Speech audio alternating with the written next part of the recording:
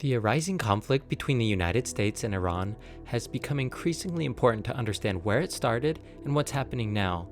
Hey, it's Dan Zimmerman. Welcome back to Illustrate to Educate.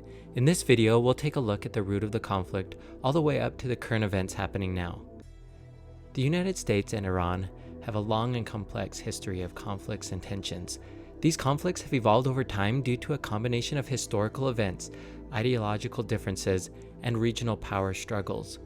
Although this video is not meant to be fully comprehensive, it'll go over some of the major conflicts and sources of tension between the United States and Iran. First, there was the 1953 Iranian coup d'-etat. This was a significant source of resentment for Iranians.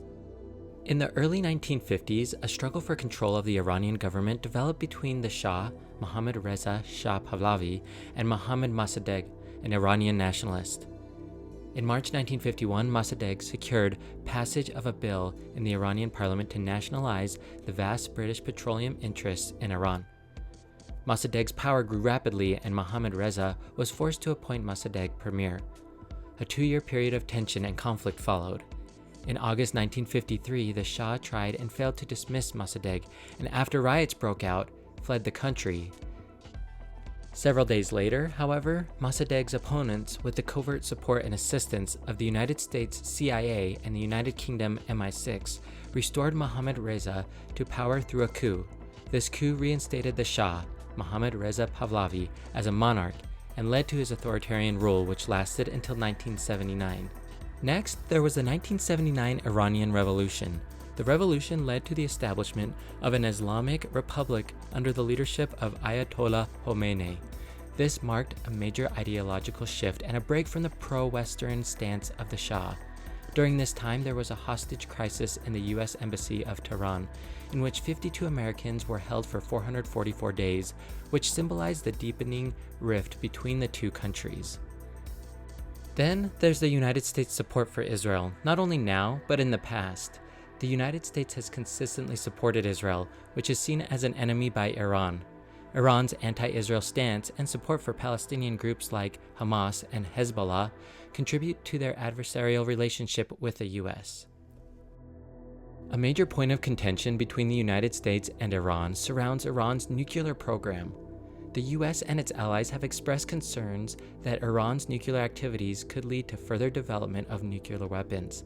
This resulted in sanctions on Iran and the negotiation of the Joint Comprehensive Plan of Action, the JCPOA, in 2015. After years of negotiations with 6 nations, including the United States and Iran, they reached a landmark agreement that slowed Iran's nuclear development program in exchange for lifting some sanctions that caused the country's economy to stagnate. It was seen as a huge breakthrough for the US and Iran, which had been at odds for several decades. Other reasons for the conflict between the United States and Iran include the economic sanctions the US has placed on Iran, targeting its energy, banking, and other sectors. These sanctions have had a severe impact on Iran's economy, causing significant suffering to its population. The United States has also been opposed to Iran's support for proxy groups. Iran has been accused of supporting various Shiite militant groups in the Middle East, such as Hezbollah in Lebanon and Houthi rebels in Yemen. The U.S. views these groups as destabilizing elements in the region and a threat to its allies. Additionally, the U.S. and Iran have been involved in proxy conflicts in Iraq and Syria. In addition to the proxy conflicts, the U.S. has criticized Iran for its human rights record, including issues related to political freedoms, freedom of the press, and treatment of dissidents. Lastly, Iran and the United States have conflicting interests in the Middle East. Iran seeks to expand its influence in the region, while the U.S. has traditionally supported regimes and alliances that counter Iranian influence, such as Saudi Arabia and the Gulf states. Now, let's fast forward to more recent events. A week after his inauguration, President Donald Trump signed an executive order banning nationals from 7 Muslim-majority nations, including Iran, from entering the U.S. for 90 days. Iran calls the ban an obvious insult to the Islamic world and responds by conducting a ballistic missile test.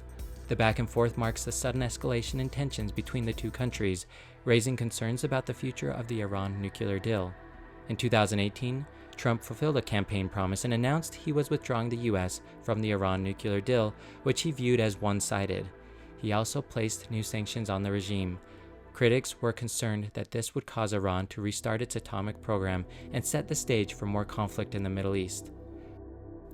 Fast forward a bit more to just before 2020, when the US forces conducted airstrikes on facilities in Iraq and Syria, which the Pentagon claimed were linked to pro-Iranian militias responsible for attacking US service personnel in Iraq.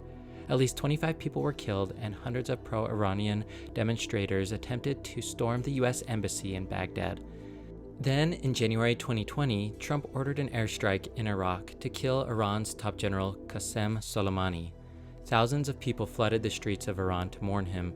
Iran was furious and vowed retaliation, ultimately firing missiles at Iraqi bases that housed American troops a few days later. No lives were lost, and Trump responded by promising more sanctions. Now let's fast forward to even more recent events since the outbreak of the war in Israel with Hamas within the Palestinian territory of Gaza. Tensions have again risen between the United States, who has shown full support of Israel, while Iran appears committed to offering full diplomatic support to Hamas. American officials have said that Iran was trying to carefully calibrate attacks by its proxy forces so that they don't start a wider war but still divert resources away from Israel's effort in Gaza. For example, US officials have claimed that Iran is encouraging Hezbollah to continue its limited cross-border rocket attacks to ensure that Israel is forced to keep a sizable portion of its forces focused on its northern border. Similarly, US officials assess that Iranian officials believe that if the United States moves equipment to protect its troops in Iraq and Syria, it draws some support away from Israel's actions in Gaza.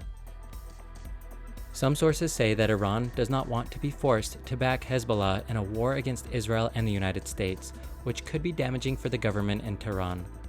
Some officials believe that Iranian and Hezbollah leaders want to avoid anything that would bring Israeli forces across the border or bring US air power into the fight.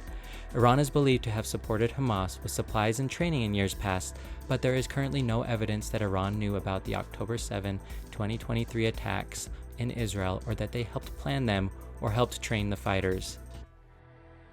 Did you enjoy this video explaining the conflict between the United States and Iran? Don't forget to like, comment, and subscribe to Illustrate to Educate to support more simple and objective videos on topics that matter.